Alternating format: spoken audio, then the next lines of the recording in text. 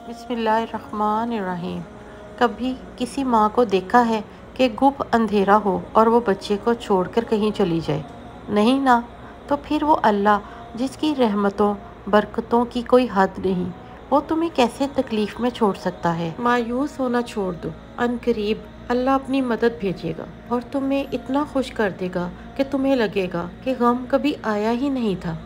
گمان اچھا رکھیں، کچھ دروازے نہیں کھلے کیونکہ یہ آپ کے لیے نہیں تھے، کچھ لوگ چلے گئے کیونکہ وہ صفحے تھے، پوری کتاب نہیں تھے، کچھ خواہشیں پوری نہیں ہوتی کیونکہ ان کے لیے یہ وقت مناسب نہیں ہے، کچھ کہانیاں ختم ہو گئیں اس لیے کہ آپ کی کہانی ابھی شروع نہیں ہوئی، کچھ مواقع ضائع ہو گئے کیونکہ آپ کو کامیابی سے زیادہ تجربے کی ضرورت ہے، کچھ درد طویل ہو جاتے ہیں کیونکہ اس کے بعد آنے والی خوشی اس سے زیادہ لمبی ہوتی ہے۔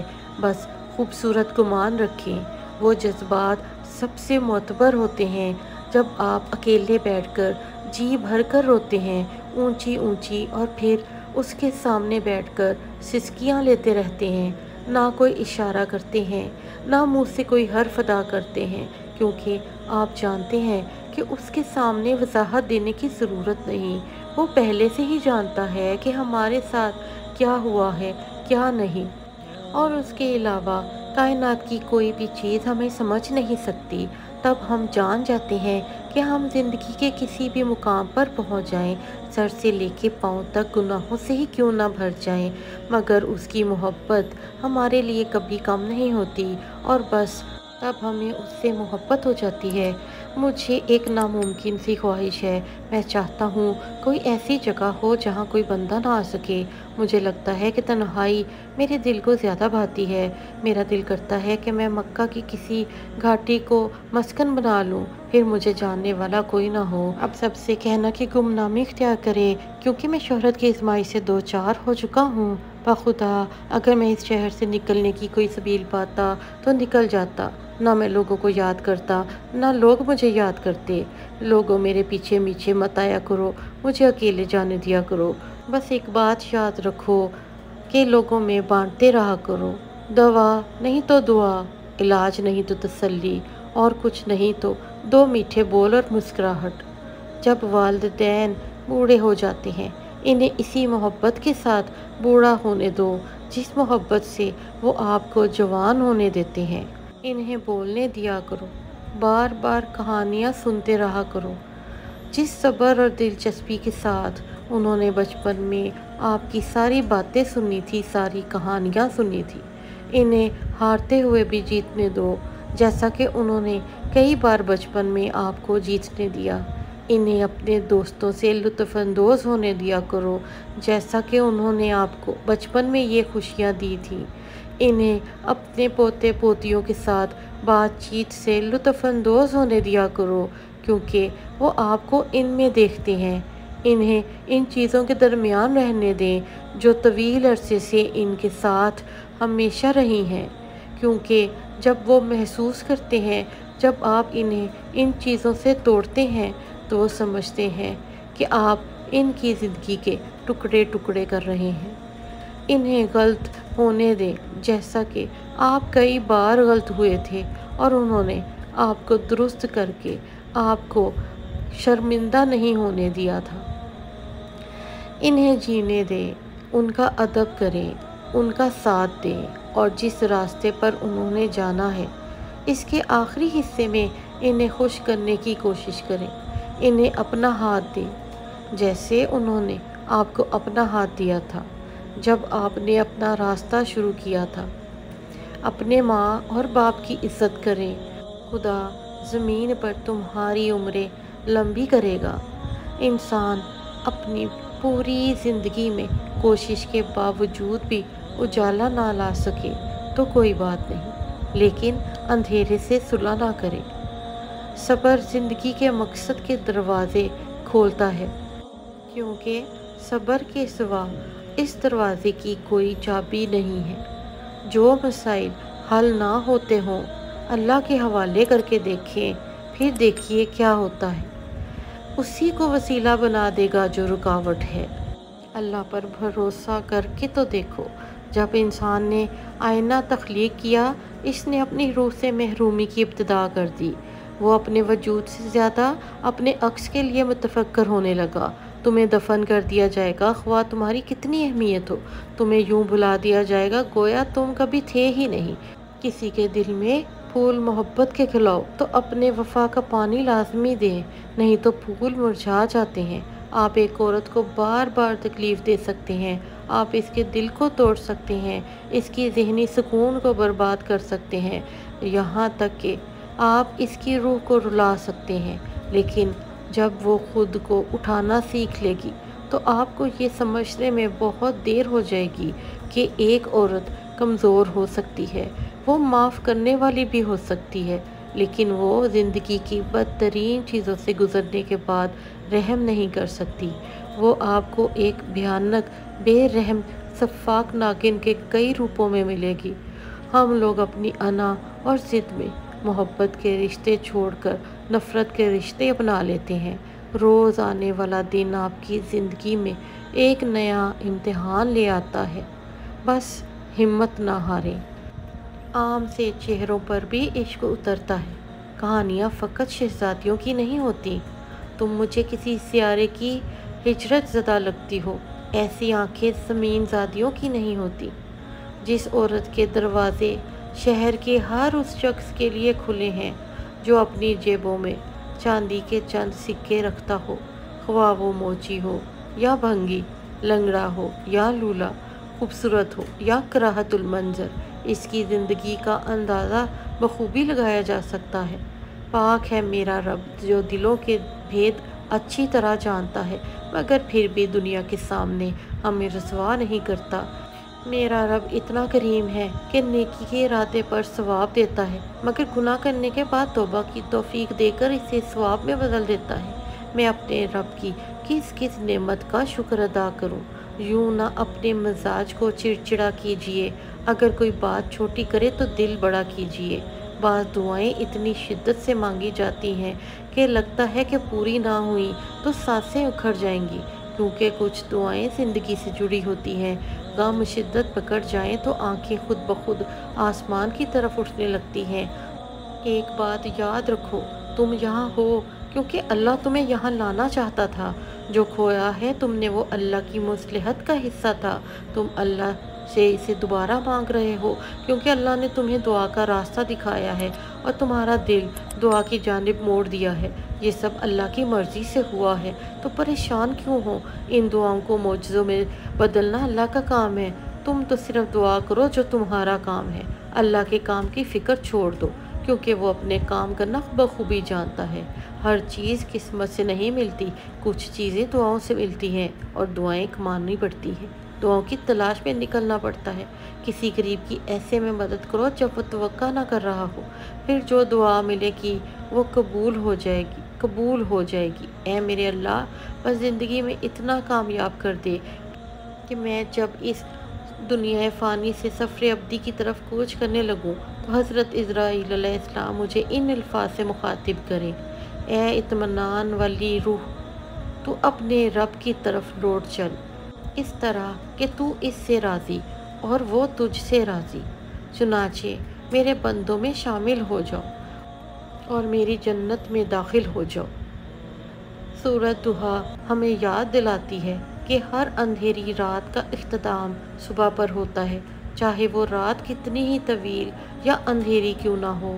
اور ان طویل اور اندھیری راتوں میں ہمیں اتنا یاد رکھنا ہے کہ نہ تو تیرے رب نے تجھے چھوڑا اور نہ ہی وہ بیزار ہو گیا ہے۔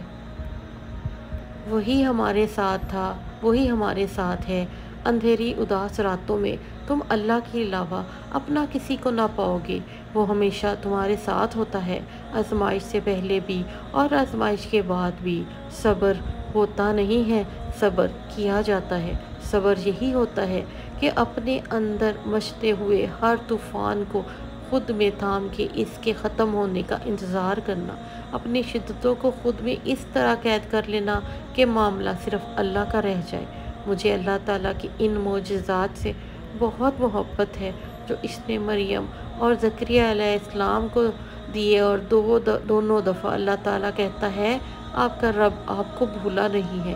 یا ارحم الراحمین، یا ارحم الراحمین، یا ارحم الراحمین، اے میرے رحمان الرحیم رب، تو میری دعاؤں کو قبول کر، اور جو مجھے ناممکن نظر آتی ہے لیکن تیرے لیے تو سب ممکن ہے، تو معجزوں کا بادشاہ ہے، تیرے خزانے وسیع ہیں، تجھے تیری رحمت کا واسطہ میرے رب، تو میری دعاؤں کو اس طرح قبول کر لی کہ میں حیران رہ جاؤں۔ آمین یا رب العالمین۔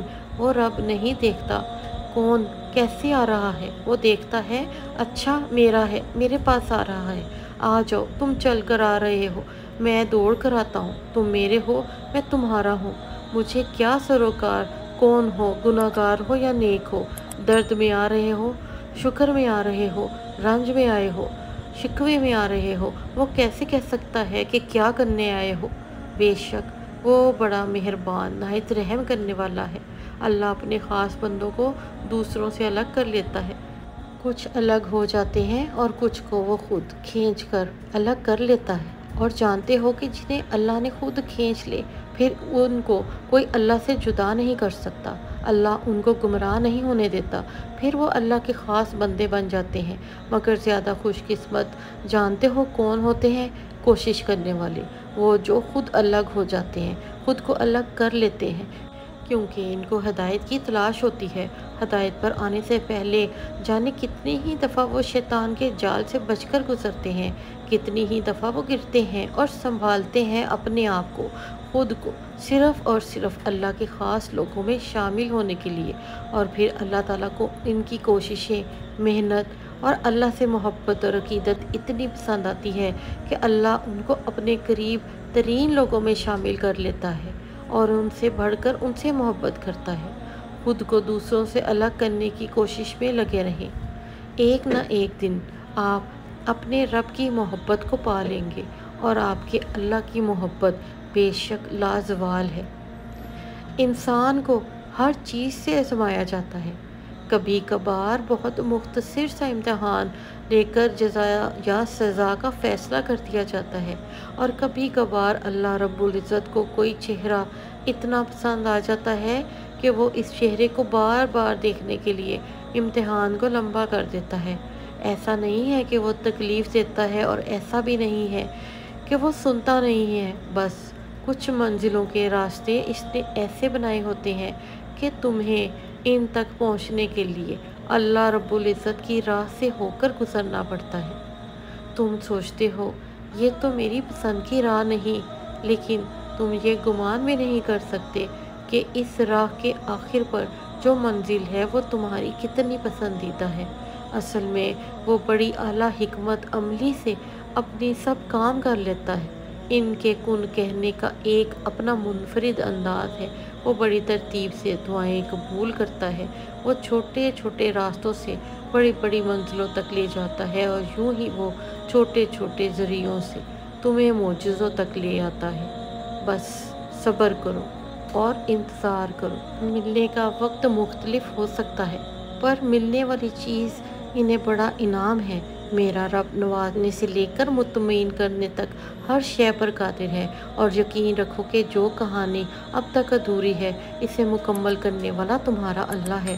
روتے ہوئے مانگنے کا جو خیال ذہن میں آیا ہے وہ خیال لانے والا بھی تو تمہارا اللہ ہے، اور جو دعا بار بار بے ساختہ زبان سے جاری ہو جاتی ہے، اس دعا کو زندگی کا حصہ بنانے والا بھی تو تمہارا اللہ ہی ہے۔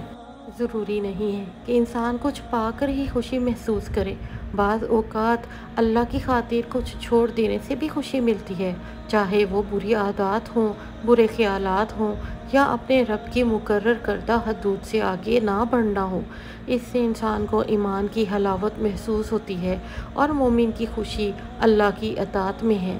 کبھی دھوپ کا روپ، کبھی چھاؤں سی، کبھی ساحلوں کی ہوا سے ہوں، کبھی چنچل سی، کبھی اداس سی ہوں، کبھی آنسو ہوں، کبھی دھڑکن سی ہوں، کبھی ایک بے معنی سا فلسفہ، تو کبھی شاعری کے حسین لفظوں سی ہوں، کبھی الجھی ایک پہیلی سی، کبھی ایک بوجھل افسانہ سی، بدلتے موسموں کی طرح سی بھی ہوں، کبھی سمندر جیسی گہری سی، کبھی ایک کھلی کتاب سی، کبھی بہت لاجواب سی۔